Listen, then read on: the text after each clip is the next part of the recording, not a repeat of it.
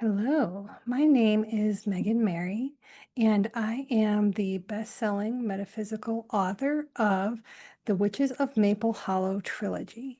And today I am going to read to you the first chapter from the book one, The Dream Haunters. Chapter 1, The Storm, October 12th, 2007. It was the dark of night.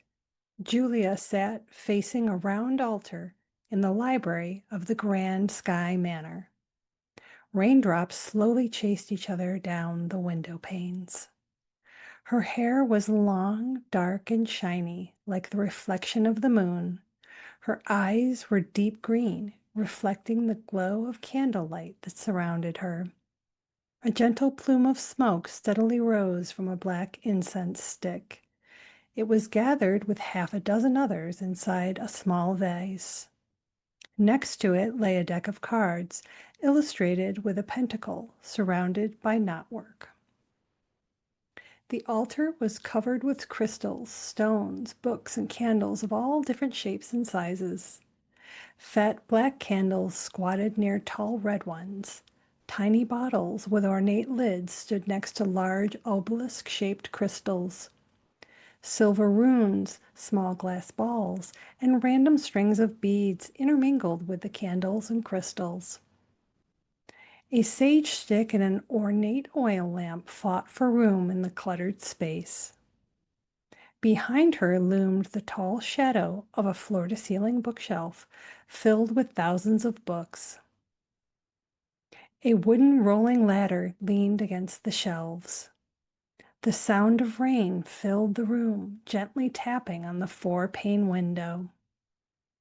Heavy black curtains accented the deep purple walls, the velvet gathered on either side by silky amethyst ropes.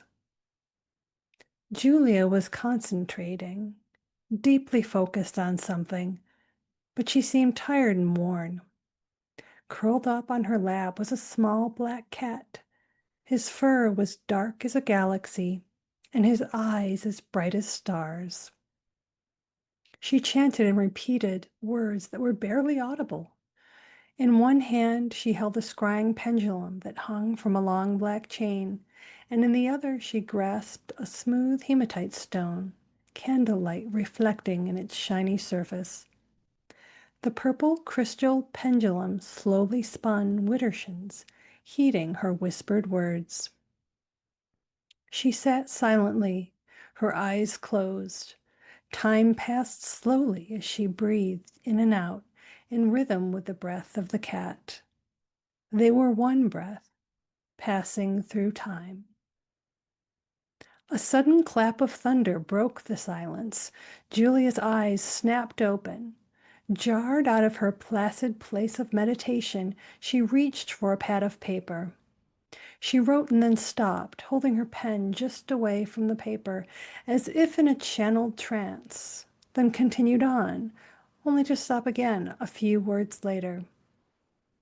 Once her words had fully inked the page, she folded the letter and placed it in a small white envelope. She firmly pressed a stamp into the red wax, simmering nearby, sealed the envelope, and wrote Hannah in large letters in the middle. She rose quickly from her seat, the cat springing off her lap. She ran out to the foyer and then down the long, dark hallway toward the back door, grabbing a cloak hanging on a nearby hook and departing from the shelter of her home.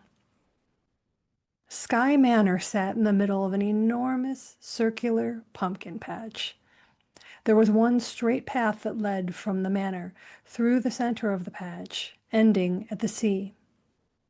This path was lined on both sides with immensely tall cypress trees. They stood like guards, perfectly lined up, creating a dark corridor to the water. Julia ran down this corridor toward the shore, cutting through the patch. The storm swirled around her, thunder cracking and breaking across the sky. She headed for the dock, heart pounding in her chest. The wind whipped the trees, making them swirl as if they would be lifted right out of their roots, their branches thrashing to and fro. The rain beat on Julia's head and shoulders as she approached the dock. On the dock, she knelt down and reached for the ropes that held the rowboat, her long dark hair wet and matted against her face. She untangled them one by one until the small craft was freed from its attachments. It bobbed up and down on the rough water, ready to float away of its own accord. Steadying herself on a wooden dock post wrapped in weathered rope, Julia stepped into the boat. First her right foot, then her left. She sat on the wet wooden seat and fished around for the oars below her. She began to row, pushing and straining the muscles in her arms, heaving back and bracing her legs. She was rowing as hard and fast as she could. She made it away from the dock and headed south along the shore, further and further from the manor and around the bend of the tiny island. The rain fell harder and harder, as if it were trying to prevent her from proceeding any further. But she paddled on, exerting herself as much as she could. As she rowed, she began to chant, softly at first, the words a whisper under her heavy breath. They formed a rhythm of their own as they dropped from her lips into the foggy air that had begun to envelop both her and the boat. She started to chant louder, the words becoming an incantation, carrying her emotions on the wind, swirling around her and rising out of her body. Suddenly, a colossal thunderclap boomed above her, followed by a magnificent strike of lightning.